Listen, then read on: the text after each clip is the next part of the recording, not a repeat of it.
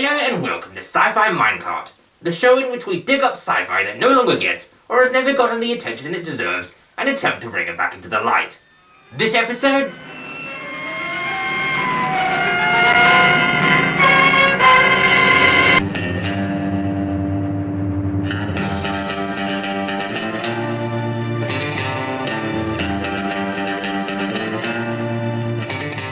In the last episode of SciFi MineCart, I had a look at the 1953 independent sci-fi film Phantom from Space, and I enjoyed it to such a degree, I thought I would check out another film by the same director, who is W. Lee Wilder. So in this episode of SciFi MineCart, we're going to have a look at the 1954 film Killers from Space. Obviously, the first thing you've probably noticed about this film in relation to the other film is the title, which is very similar, with both of them boasting something from space. And immediately I went to Wikipedia to check if all of his films had from space in the titles, but unfortunately, or perhaps fortunately, this and Phantom from Space are the only two films of his that do boast something from space. And secondly, what you've probably noticed is that this film is from 1954, and Phantom from Space was from 1953, which means that this movie was, at most, in production for only a year.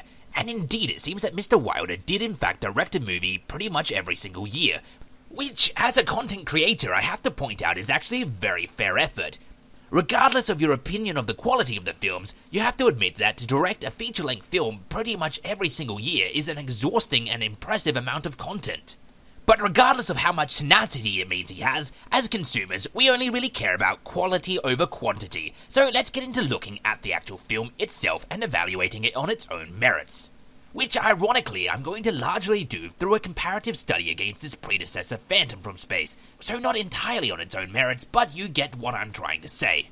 So the first thing that struck me while I was watching this film is how it's completely and utterly, entirely different in pacing, storyline, and feel from Phantom from Space. The movies pretty much share absolutely no similarities, which surprised me a lot because when I noticed how similar the titles were, I expected it to be rather formulaic and pretty much just hit all of the same spots. Not unlike Phantom from Space, which seems to have come about from Wilder combining two genres, namely film noir detective movies and the monster movie genre, Killers from Space also appears to be a combination of two clear inspirations. But rather than it being a combination of film noir and monster movies, the first half of Killers from Space feels like a cheap ripoff of a Twilight Zone episode, and the second half feels like it's a cheap ripoff of a Buck Rogers serial. Which is actually more impressive than it sounds, because this movie came out 5 years before the first Twilight Zone episode ever aired, so for it to feel anything like a Twilight Zone episode is actually a fantastic compliment.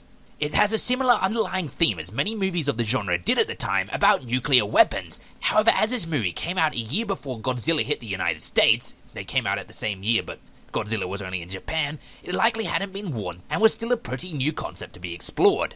However, the way this story is implemented is rather convoluted and confusing. You see, there's a group of aliens that have come to the Earth and are living under the Earth's crust. Despite being able to travel almost instantaneously between planets and somehow bury themselves in the Earth's crust, they need to use the power of nuclear weapons launched by humans to mutate bugs and animals that they'll use to destroy the world and wipe out humanity, because they want to colonize Earth themselves.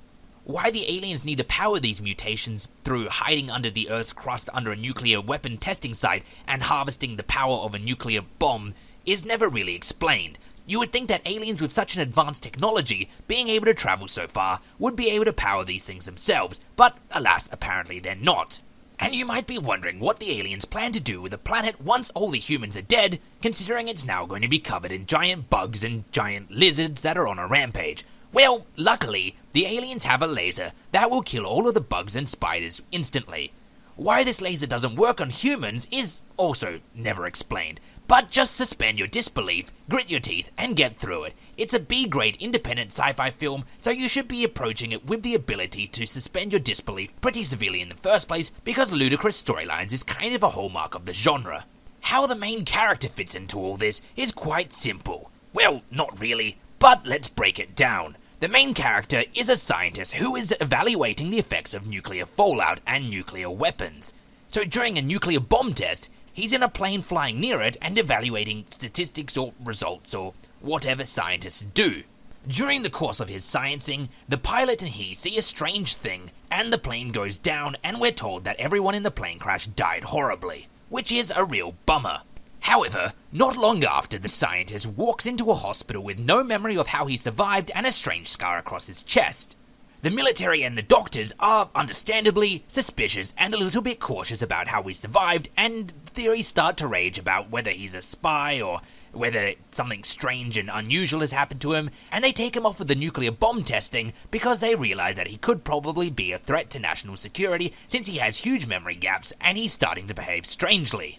Understandably, he's not too pleased about all of this, and as an audience, we're forced to really feel for him because he's been cut off from his life's work. However, as the story develops, we start to realize that there is in fact something not quite right with him, and he seemingly still states secrets from the lab and gets caught trying to hide them. A manhunt ensues, and he's recaptured and questioned. It's his first half hour that really does feel quite a lot like a Twilight Zone episode or one of those old horror radio shows. The whole thing has this feeling of uncertainty and unease about it. You, as a viewer, are not yet sure what's happened to him. You have your theories, but there's nothing certain. You're not sure why there's a scar on his chest, and you're not sure if you should be rooting for him or not, because you're not sure if he's been compromised or if he's trying to do the right thing and he's the only one that knows it. It really does quite successfully give you that uneasy feeling of curiosity that many of the Twilight Zone episodes have so successfully invoked. It's after this point, however, that the entire feeling of the movie completely changes to its second area of inspiration, which, as I said, is sort of like a sci-fi serial, not unlike Flash Gordon or Buck Rogers. The scientist is injected with some sort of truth serum and is asked what is up, and he proceeds to tell us what is up. And if you're thinking, grim, truth serum, I can't get behind that, that's not realistic. As I said, it's a B-grade independent sci-fi film, so just go along with it. What proceeds for the next 18 minutes of the film is the flashback filling in what happened during the memory gap where the scientist was missing. And yes, that clearly means that truth serum makes you tell the truth even if you don't remember it. During this flashback, we're treated to some of the most ridiculous looking aliens that have ever seen the light of cinema, with big goggly boggly eyes that the actors clearly can't see a damn thing through because they are moving around as if they're completely blind, and we also get to hear some ridiculous science babble. And of course, for no particular reason, the aliens reveal their entire plan to us. It's all pretty stock standard and generic, but if you are a fan of cheesy sci-fi serials, you'll probably lap it up and quite enjoy it. I can say that for myself, I certainly did. It's a good laugh, and it's a nice change of pace from the uncertain spookiness that is the first half hour of the film. It's also during this section of the film that we're treated to the true highlights of the movie, and that's the mutant giant bugs and lizards and whatnot. With these giant mutant threats clearly being filmed up close and then put in through post-production through the use of a green screen, these actually look fantastic. They obviously look real because they are real, and really as far as special effects and green screening go, for an independent film it's quite impressive. They are unfortunately also the most disappointing part of the film because aside from this short scene, we never see them again. The scientist successfully destroys the aliens at the end of the movie with a big freaking explosion, which means that the giant mutant bugs also died in the giant mutant explosion, but we didn't get to see them rampaging, which was kind of disappointing. I would have liked to see some people firing guns at them and, something like that with a bit more action. But alas, I enjoyed what I got and I'm glad that I got it. But I'm getting slightly ahead of myself. Firstly, the flashback ends, and we're back in the hospital with everyone who had heard the flashback looking at him like he's a madman despite knowing that they had given him truth serum, so he's telling the truth. Because also, this truth serum somehow only makes you tell the truth that is true, you can't be a madman who just believes he's telling the truth. It's like reality serum or something. As I said, it's a B-grade sci-fi movie, don't question it. But luckily, having seen the flashback himself, the scientist is now broken from the spell that the aliens put on him, and he's no longer trying to betray humanity, which is why he was trying to give away these state secrets earlier. And now that he's free, and he realizes that everyone thinks he's mad, he devises a plan to destroy the aliens himself. He works out that for some reason, for the aliens to be powering their place, they must be using the power grid of the city. I'm guessing he works this out because he realizes that the aliens are too dumb to bring their own power and have to rely on the nuclear weapons, so they're probably also relying on other human powers for other stuff because they clearly don't understand the concept of generators or batteries. And this lack of understanding of the concept of batteries and generators proves to be fatal for them because it leads directly to their demise. Our scientist goes to the power station and takes a hostage and orders the hostage to shut down the power. We get a satisfying scene where his friends and family are trying to convince him he's mad and telling him to stop what he's doing, but he stands by his convictions, gets the power shut down, and so the day is saved and he is vindicated, therefore no longer being considered mad.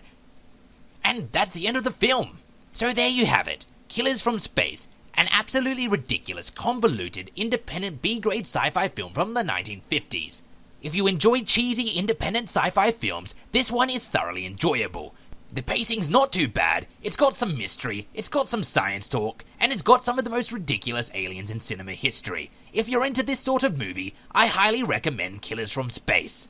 But of course, if you're not into cheesy B-grade sci-fi films from the 1950s with ridiculous, convoluted storylines, I would say steer clear from it, because it's not the sort of movie you'll like. Thanks for watching. I have been and still am Grim Grindle.